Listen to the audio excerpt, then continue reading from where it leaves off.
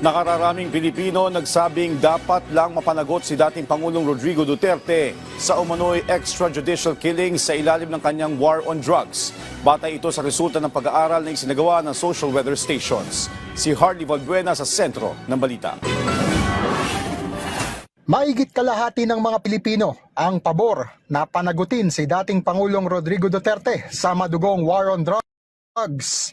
Sa survey ng social weather stations na isinagawa noong February 15 to 19, 2025, lumabas na 51% ng respondents ang naniniwalang dapat mapanagot ang dating Pangulo kaugnay ng drug war killings.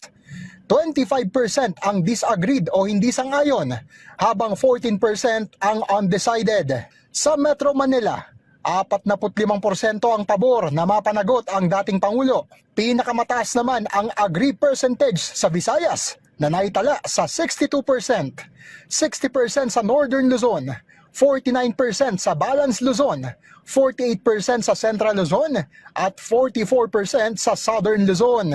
Sa Mindanao na baluarte ni Duterte, 47% ang pabor na siya ay mapanagot. Kabuang 52% ang pabor na mapanagot ang dating Pangulo sa rural areas at 48% sa urban areas. Ang SWS survey ay kinumisyon ng Strat-based group na nilahukan ng 1,800 adult respondents nationwide o 300 sa Metro Manila, 900 sa Balance Luzon, 300 sa Visayas at 300 sa Mindanao.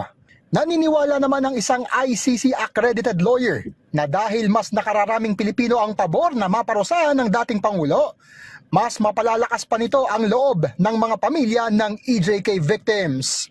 Yung mga families ng mga victims, ang tagal ng takot na lumabas.